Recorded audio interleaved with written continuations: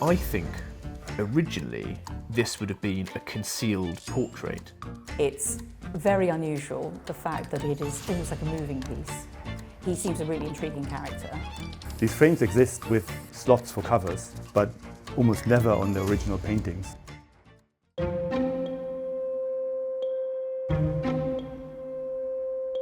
Our gallery is known for handling Elizabethan portraits, and over the years we've been fortunate enough to have passed through our doors some of the most interesting examples left in private hands.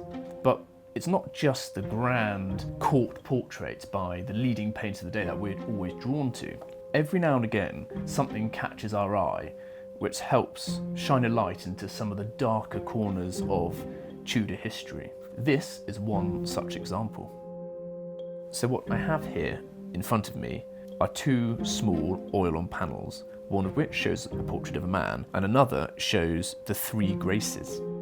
So the man we see here is John Stubbs. Now for most people that name won't mean anything, but for anyone who has an interest in this period and the press and free speech will know exactly who he is. For this was the man who published a pamphlet which was circulated around the country in 1,000 copies, which decried the proposed marriage of Elizabeth I to the Catholic Francis, Duke of Anjou. Now that was a serious thing to do at this date, extremely bold, and he paid the price. Elizabeth, as you can imagine, was furious and ordered that his right hand be cut off above the wrist. And of course, it's important to remember that the question of Elizabeth's successor had plagued her throughout her entire reign. So by 1579, when this pamphlet was circulated, she decided to make an example of John Stubbs. So, what of this other panel depicting a rather innocent scene of the three graces? Well, if you turn it over, you will see that on the other side, it shows a rather gruesome image of John Stubbs's severed hand. Beneath that is this inscription, which helps shed more light on when this work was painted. Here lie thou, buried, thou blessed hand, that lost thyself to save thy native land. What if thou died before thy donor's day, and now dost severed by land and sea, yet thou, thus dead, give life to all the rest, and make thyself and all thy body blessed. So this helps us identify when this work was painted. And this is confirmed by a further Latin inscription along the bottom, which roughly translates to, "A part of Stubbs lies here. Whoever seeks beyond this, the road is long, heaven and France hold the remainder." So what that confirms is that this was painted after Stubbs had died in 1591. He died when he was in France and he's buried in Le Havre. So this is someone commemorating his death and looking back to this monumentous moment in his career which happened some 12 years earlier. Within the context of the history of free speech in England, John Stubbs therefore played quite an important role, albeit one which was tied up with his religious beliefs, for the reason which he wrote the pamphlet in the first place was indeed to protect free speech, which was something which he associated with Protestantism, his fear being that a Catholic marriage would lead to greater orthodoxy and a tighter restriction on who was able to voice their opinions and when. So witty right up until the moment that the axe came down, Stubbs famously said, "Pray for me now, my calamity is at hand." And then, following his hand being severed, he used his left hand to remove his hat.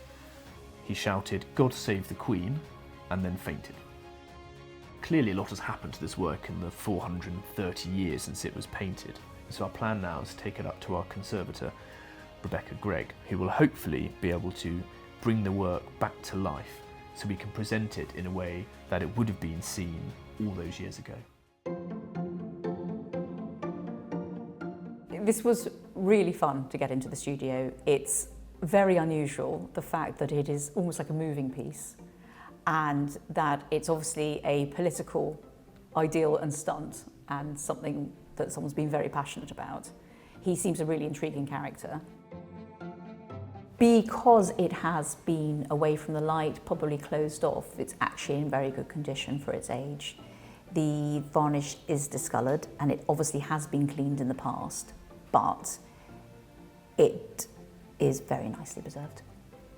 I mean, the upper layer of varnish is pretty discoloured, but it's not, hugely discoloured.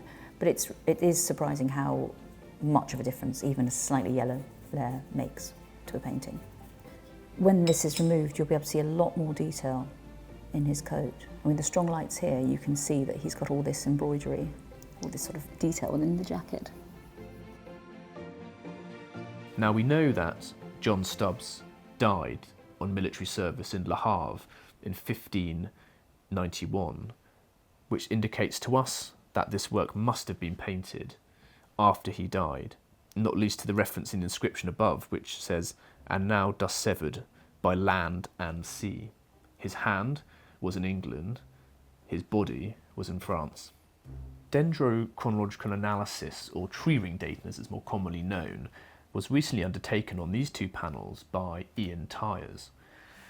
Ian's observations were fascinating, not least because the earliest likely usage date of these panels could have been around 1516, which was many years before these panels were actually painted. This is probably because these panels were repurposed from a piece of furniture. And that is an idea which is supported by the fact they're actually painted on English oak, which is very unusual for panel portraits from this period, most of which were painted on oak sourced from the Baltic regions, which was famously good quality for painting portraits on. So the theory that these works were painted on repurposed oak panels fits with the type of object that this is. I mean, this was not painted by a leading court artist working on the finest panels sourced from the Baltic regions. This was someone who worked with materials they had at hand. It was small, it was intimate, and it had a story to tell. In his left hand, Stubbs is holding between his two fingers what appears to be a cameo or a portrait miniature. We don't know who the sitter is, but I mean, perhaps it was Elizabeth I. We know that by the end of his life, he was reintegrated into society. So perhaps this is a further demonstration of his loyalty to the woman who cut off his hand. We do not know who commissioned this work. Now, I think originally this would have been a concealed portrait. We do know that it was painted after he died. I presume it was commissioned by a family member or a very close friend. However, whoever commissioned it clearly did not want to have it on public show. Which leads us to the next question, which is how do these two panels relate to one another? So if we look at the panel on the left, the portrait of Stubbs himself, we can see there's nothing on the reverse, so this obviously was not intended to be seen by anyone. However, if we look at this right-hand panel with the severed hand and the three graces, we can see how it's double-sided. It also has this very interesting groove down the right-hand side here. My name is Peter Schade. I make picture frames.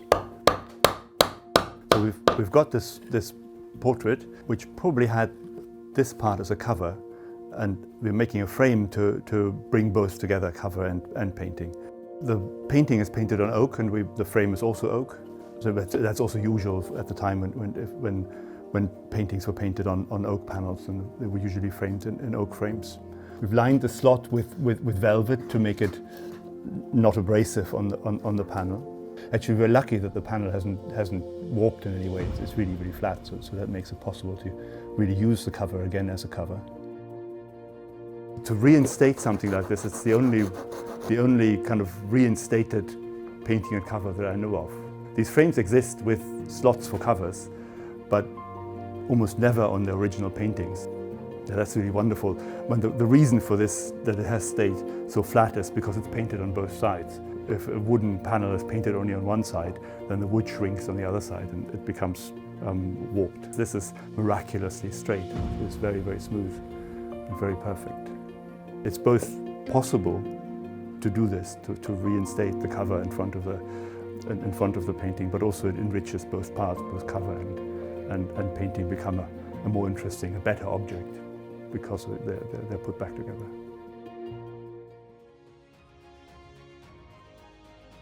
So obviously you have to ask yourself the question, why, if By the time this work was painted, after Stubbs's death in 1591, his reputation was somewhat restored. He was an MP for Great Yarmouth. I mean, he had, by all accounts, returned to civilised society.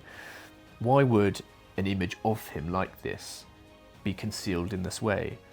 And the simple answer is we don't know, and we will never know. We can assume that this is all part of the Elizabethan obsession with playfulness, with secrecy, and with scandal. And I think that really must be the context in which this work should be considered. So this is certainly one of the more remarkable and memorable works which we've handled at this gallery in recent years. And it's going to be so exciting to display this in our exhibition. I mean, I love the idea of this portrait of John Stubbs with his severed hand in one room, and the Hampden portrait, the greatest full-length portrait of Elizabeth I in private hands, in the next room.